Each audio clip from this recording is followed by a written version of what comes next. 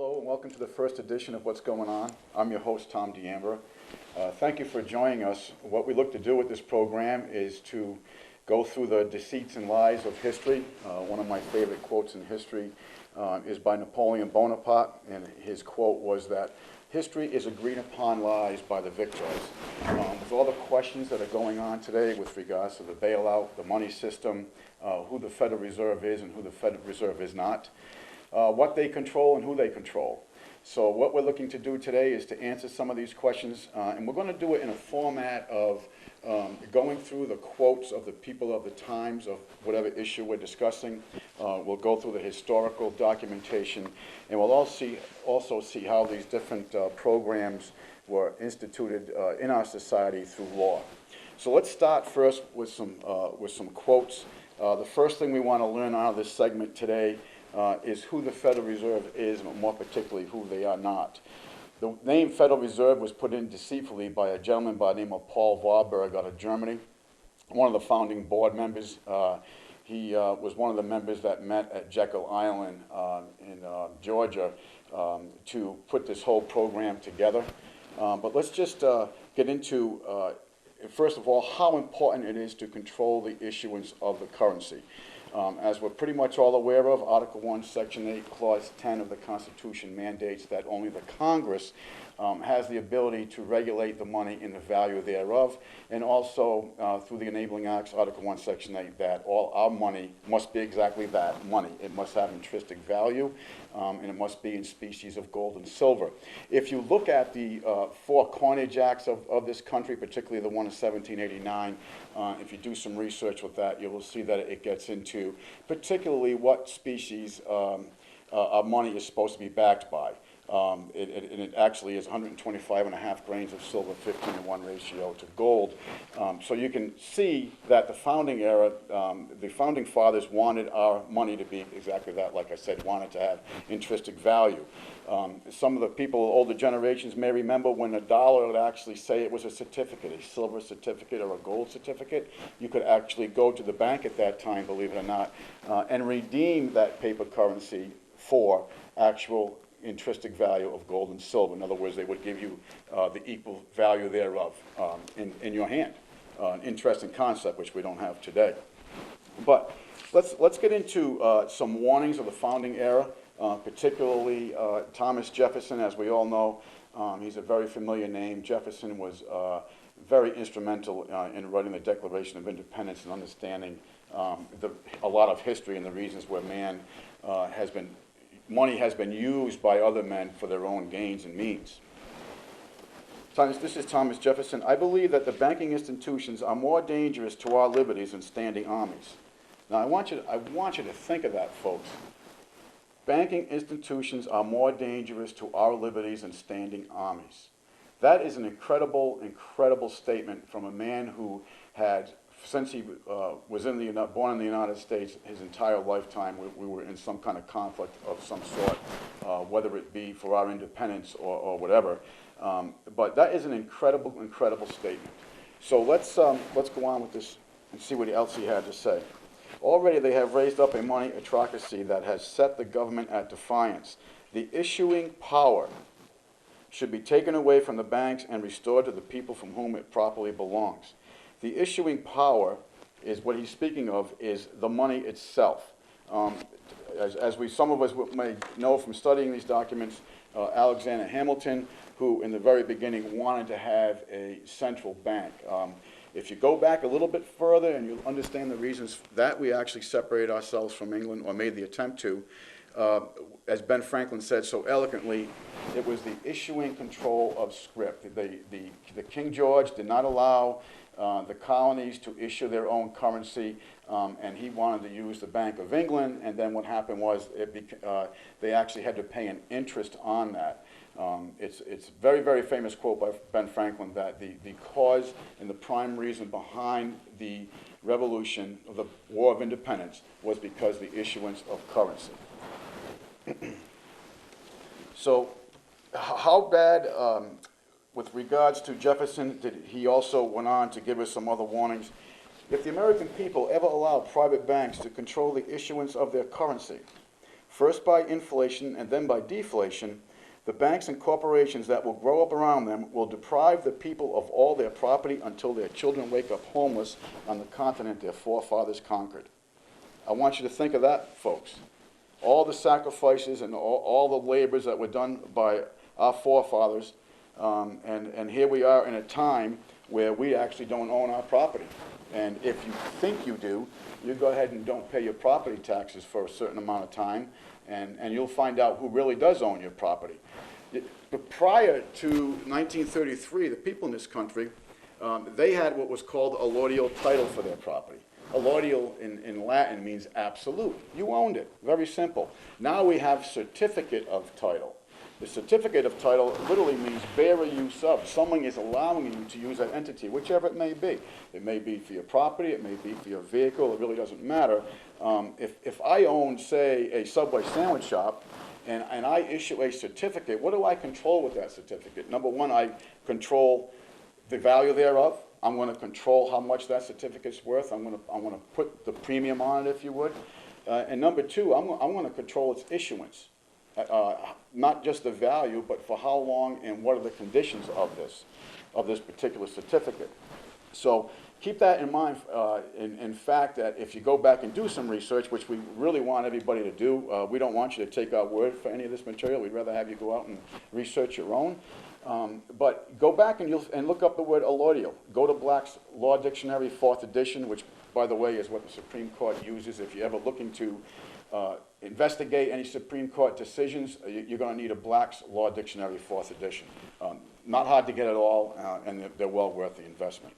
So Jefferson is warning us, again, that if we ever allow private banks to control the issuance of our currency, first by inflation and then by deflation, the banks and corporations that will grow up around them will deprive the people of all their property until their children wake up homeless on the continent their forefathers conquered. Folks, I want you to think of what's going on in the real estate market today. Look what's going on with regards to inflation and then by deflation. Now everybody today, well, the average person today has a higher note, and please keep that word in mind because we're going to get back to that, but they have a note which is an acknowledgement of debt that is greater than the equity or the value of their property, first by inflation and then by deflation. And go along with that a step further and look what's going on with foreclosures throughout the country. It's a very unfortunate thing, but we're actually breaking records with that currently. So just how important is control the issuance of our currency? Well, here's a quote I think that sums it up rather well from President James Garfield. Whoever controls the volume of money in any country is absolute master of all industry and all commerce. I think that sums it up quite well, just how important it is for the people and the Congress of this country to control the issuance of their currency and take the control of our economy out of the hands of a private foreign bank. Folks, if you don't control the money system, how are you ever going to control your economy? It's very simple. You can't. And we're going to get into just exactly what is the Federal Reserve, which is the organization I'm speaking of. But the Federal Reserve is a private foreign bank. Like I started to say earlier, before I digressed, that Paul Vodberg put that name in, came up with that name, and it was a name for deceit. Federal, to make everybody think that the Federal Reserve was going to be a federal entity. Actually, if you look it up in the phone book, it's listed right next to Federal Express, which we all know is not a federal entity. It's not even listed in the government agencies on the phone book. It's a private foreign bank. The word reserve, they understood what they were going to do. They were going to give everybody credit, get everybody into debt, hence the Roaring '20s, and then they were going to start to draw back the M3. The M3 is the actual money supply, and with the help of some people that started some propaganda rumors, particularly J.P. Morgan for the Rothschild interest, we wound up having what you know as the Great Depression. Now, the Great Depression was not just a depression against the people. Ultimately, that was what it was all about. But the Great Depression was also the Article 1, Section 8, the corporation that we call the government actually went bankrupt in March of 1933. And that's one reason why prior to then we had a laudial title, and now we have certificate of title, which we'll get into at some point. So again, I'd like to read you a quote from Horace Greeley. A great industrial nation is controlled by its system of credit. Our system of credit is concentrated in the hands of a few men. We have come to be one of, I am sorry. My apologies. I'm going to give you, I'm sorry guys. I want to give you a quote from President Wilson. President Wilson was the President of the United States in 1913 when the Federal Reserve Act was put in. And if you want to see people how these people operate under deceit, it was actually enacted on December 23rd, 1913, while the Congress was away for the Christmas holiday. But again, please look that up for yourself. But here's a quote from Wilson, who actually signed off on the Federal Reserve Act. A great industrial nation is controlled by its system of credit. Our system of credit is concentrated now in the hands of a few men. We have come to be one of the worst ruled, one of the most completely controlled and dominated governments in the world. No longer a government of free opinion, no longer a government of conviction and vote by the majority, but a government by the opinion and duress of a small group of dominant men. What small group of dominant men is he speaking of, obviously, is the Federal Reserve banking system, because they had seized control of our entire money system. So let's get into a little bit some quotes with regards to there were a lot of people in the federal government that was trying to warn the American people of what was going on. And particularly, I'd like to read a quote from the beginning by Henry Ford. We all know Henry Ford, the famous automaker. And just listen to what this is a private letter Henry Ford wrote, and just listen to what he's saying. It is well that the people of this nation do not understand our banking and monetary system. For if they did, I believe there would be a revolution before tomorrow morning. And folks, that's why I say all the time that education is our best ammo. I truly, truly believe if the American people ever come to understand their money system and come to understand what the birth certificate is, I truly believe that they would get off their couch and get active, and we'd get our republic back. And by the way, I did say republic, I did not say democracy. And how is it we went from a common law republic to a statutory democracy? And if you don't believe me, let's recite the Pledge of Allegiance really quick. And when you get to the point, the flag of which it stands, to the flag and for the republic for which it stands. We all learned that in grade school and so forth. So again, Henry Ford is saying that inside of himself, privately, he is very happy that the American people do not understand our money system, for if they did, he feared there'd be a revolution by the morning. So some of the main players that were part of the Federal Reserve in setting this up were the Rothschild family, and the Warburgs, the J.P. Morgan, and so forth, the Rockefeller family. All foreign entities, they've done this through history with regards to different banks, Bank of England, France, Germany, and so forth, and of course the Federal Reserve Bank of the United States.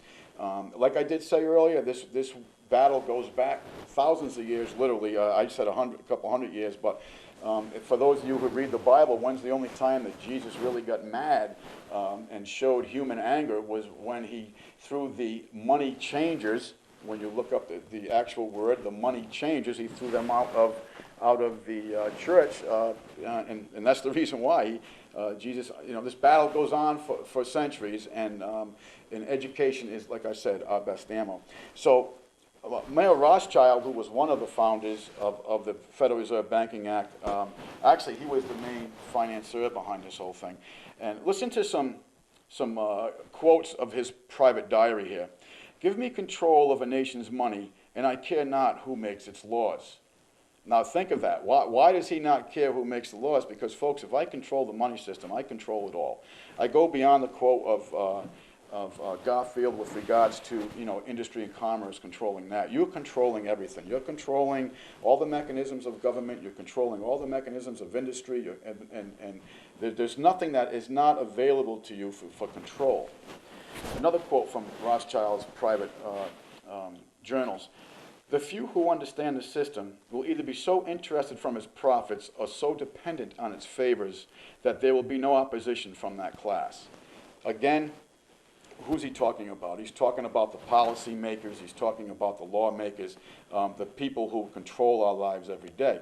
And this, folks, is the main reason why this country has relinquished its sovereignty to things like the WTO and the UN and all this. All these bills that are going through, CAFTA and NAFTA and GATT and all these different things, they're all being done behind the doors, not for our benefit, obviously. I think it's become quite aware to everybody that not for our benefit, for the people's benefit, but because they're taking orders from these very people who control the money systems throughout the world.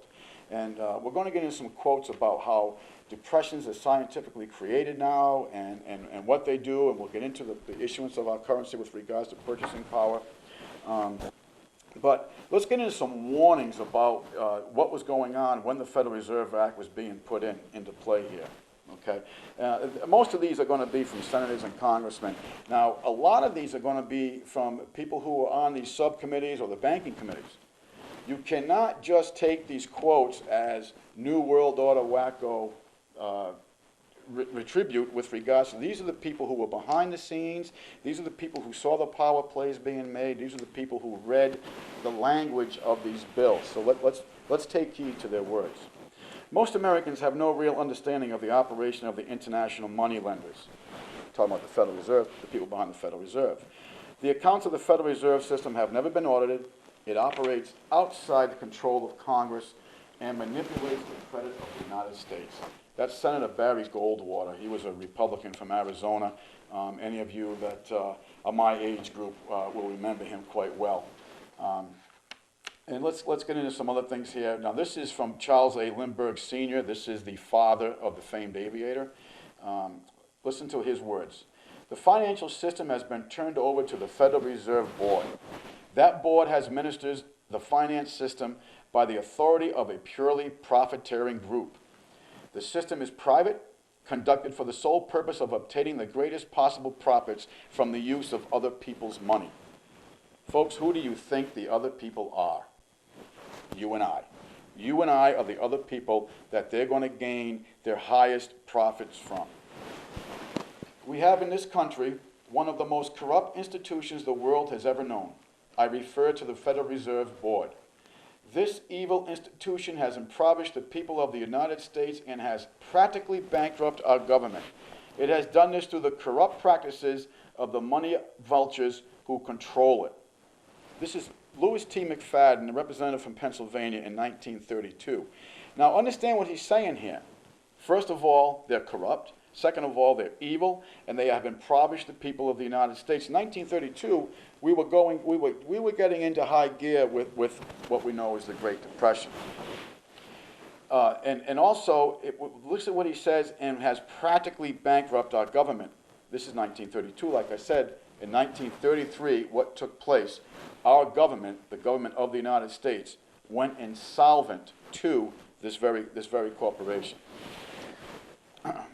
That's quite a stern warning. And this, Mr. McFadden was actually the chairman of the banking committee in the 20s and 30s, and was very instrumental in trying to warn the American people about what was really behind the system. The Federal Reserve Act establishes the most gigantic trust on earth. When the president signs this bill, the invincible government of the monetary power will be legalized. The worst legislative crime of the ages is perpetrated by this banking and currency bill.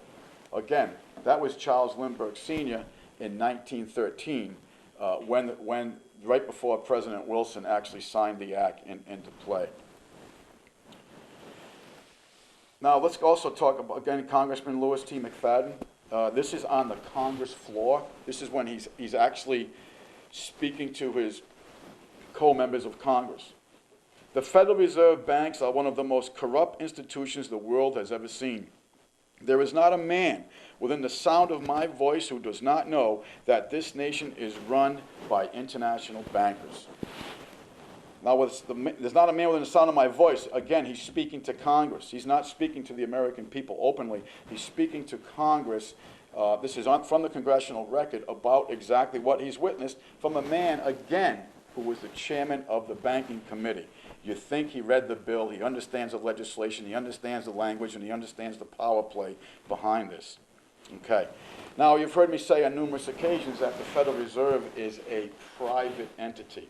Let's get into that a little bit. Some people think the Federal Reserve Banks of the United States, some people think the Federal Reserve Banks are the United States government's institutions.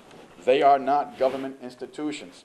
They are private credit monopolies which prey upon the people of the United States for the benefit of themselves and their foreign swindlers. That's from the Congressional Record, and we'll put it up on the screen for you, from Louis T. McFadden, Chairman, Banking Committee and Currency, from June 10th, 1932. That really says a lot about exactly how it is a private corporation, and again, how Paul Warburg put that name in to deceive the American people. Okay, so what about the mechanics behind this? How does our money system actually work? We did say earlier there is no intrinsic value to this currency. Folks, believe it or not, basically what it is, it's an entry on a ledger. And if you actually, in some aspects, create the asset that they lend you. And in another show, we're going to get into the mechanics quite directly, but right now we're just going to give you a broad spectrum to try to get you to ask some questions about, number one, how we got where we are today, and who actually is controlling our government, our country. Okay. Banking, the modern banking system manufactures money out of nothing. The process is perhaps the most astounding piece of sleight of hand that has ever invented. Banks can, in fact, inflate, mint, and unmint the modern ledger entry currency. That was Major L.B. Angus. Now, what he's talking about here is sleight of hand. Of course, that's using a dirty card game, we'll say. But what he's talking about literally is that, yes, they can inflate and deflate as Jefferson warned us, but he's speaking about the mechanics of how this is done. And let's get into money facts. This is a House Banking and Currency Committee. Okay, every circulating FRN. You notice they didn't say dollar, because again, a dollar has intrinsic value, 125 grains and a half grains to silver, 15-to-1 ratio of gold. This is a note. We talked about it. Keep that word note in mind. A note is an acknowledgement of debt. I remember my mother growing up as a child. Oh, we got to be tight this week. We got to pay the note this week. The note she was speaking of was the mortgage. And when you break down the word mortgage, if anyone speaks French out there, it literally means death pledge. So let's you keep that in mind also. So every circulating FRN, Federal Reserve note, what you consider to be a dollar, represents $1 of debt to the Federal Reserve System. Now, so you got to understand this. They make an entry on their ledgers. They give the Treasury permission to print the money. And through that entry on the ledger, they acquire the credit, the Treasury prints it, and then we being the people, through our labors and taxes, we owe this private foreign bank interest for them to give our government permission to print a worthless piece of paper. That is the system we are under today. I can't make it any more simple than that, and I think the Housing and Bank Currency Committee on Money Facts would understand this and says it quite well. They increased the assets of the Federal Reserve banks from $143 million in 1913, again, that's when it was put in, to $45 billion in 1949, went directly to the private stockholders of the Federal Reserve banks. That's Eustace Mullins. Now, folks, think about today. They're talking about $45 billion. Oh, my God, that's such a significant amount of money. What about, according to Bloomberg right now, the bailout bill, as you know it, or as I call it, the takeover bill, is at $12.8 trillion. And all this money, without one mortgage being paid, and with no accountability, has gone to the same persons who are behind the Federal Reserve banking system and the IMF. And when you get to the very top of the pyramid, it's called the Bank of International Settlements. Think of that number. It's mind-boggling. Most of us don't even have any real understanding or recollection of a figure like that. But I can put it into a layman's terms that I understand. And what it means to me is that for the decades and decades to come, my children, your children, their grandchildren, their labors are going to be going to pay on this fraudulent debt. What they're doing, folks, is they're squeezing the last bit of the water out of the stone before it all crumbles. They want the American dollar or the Federal Reserve note to crumble, and the reason why they do is they want to bring in a world currency. Please go on the internet and punch in the Amero. You will be shocked to find that because so many foreign private companies and countries no longer want an American Federal Reserve note, that we are now paying foreign debts with a currency called the Amero. Please take the time to look that up. We're going to get into that quite heavily on other shows. Like I said, right now, we're just trying to give you a broad spectrum so you have some understanding of who the players are and who the players aren't. So we've gotten into some of the mechanics, and now what I'd like to do is, like I said, we are going to use a lot of different quotes, and I didn't get into all these quotes for time's sake. But I have quite a few of them. We get into the Bretton Woods Agreement. The Bretton Woods Agreement was when the bankers throughout the world got together right next door here in New Hampshire and actually coordinated their efforts to do what they had done to the United States, only to do it through the IMF. They formed the IMF. And what they're doing is they're implementing these policies through all different countries, and so they can take over the issuance of the currency, of the money system of each country. If you look at Argentina, what they went through, and actually are still reeling from the effects of the world bankers, and of course, folks, you got to understand there have been people who try to stand up to this.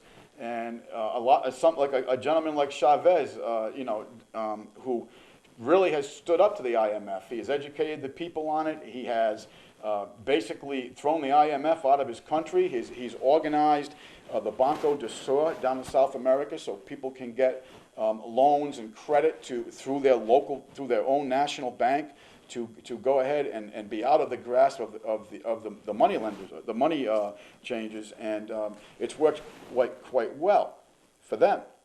Hasn't worked quite well for the people of the banking powers, and this is the reason why our newspapers and print and television and all have such a negative view of Mr. Chavez. But if you do take the time to read what he's done and take the time to read his speeches, he speaks quite eloquently about the International Monetary Fund, and he speaks quite eloquently about what they are and what they've done to South America. I think you'd find it rather interesting and quite a contrast from what you think of Mr. Chavez and his works that have been going on. The Federal Reserve Bank buys government bonds without one penny. Wright Patterson, Congressional Records, September 30th, 1941. We could go on and go on with these quotes, folks. Again, for time's sake, let's get into a little bit about the paper currency itself. Neither paper currency nor deposits have value as commodities. Intrinsically, a dollar bill is just a piece of paper. Deposits are merely book entries. Modern Money Mechanics, Federal Reserve Bank of Chicago, 1975. Again, backing up what I just said to you, okay? Neither paper currency nor deposits have value as commodities. Intrinsically, a dollar bill is just a piece of paper. Deposits are merely book entries. And again, this is from one of their own. This is from the Federal Reserve Bank of Chicago in 1975.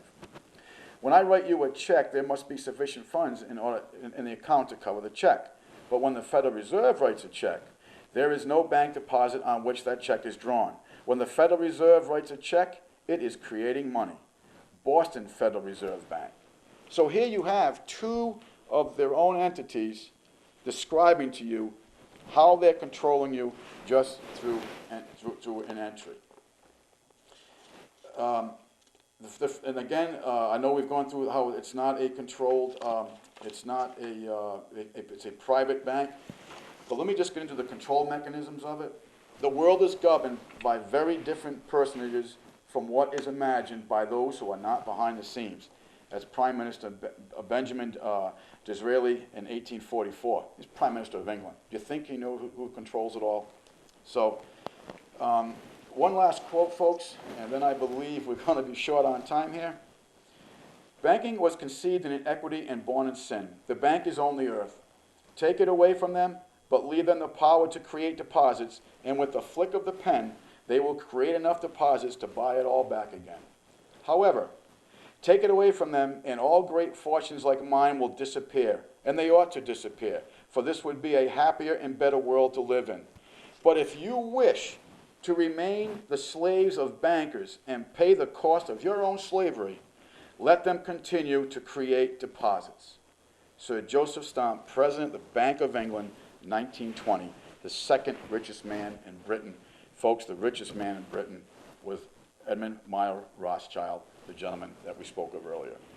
So understand what he's saying here. If you wish to remain to be the slaves of bankers and pay for the cost of your own slavery, then let them continue to create deposits. And that exactly, my friends, is what's going on today in this country. That's the reason why we are where we are. Now, one last quote, Horace Greeley's. This is about the IMF, and he knows a lot about the IMF. While boasting of our noble deeds, we're careful to conceal the ugly fact that by an ingratuitous money system, we have nationalized a system of oppression which, though more refined, is not less cruel than old system chattel slavery.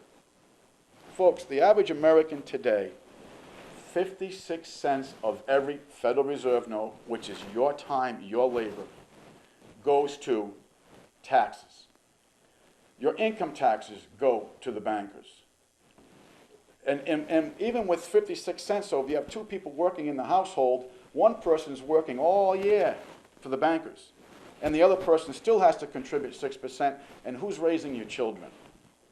If you ever get back, and we will get into this some point, we'll take the 10 amendments to the Bill of Rights and the 10 planks of the Communist Manifesto, and we'll break them down, and then you can decide for yourself exactly what system we're living under. I thank you very, very much for your time. We hope to see you again, and remember that your government is your responsibility. Thank you.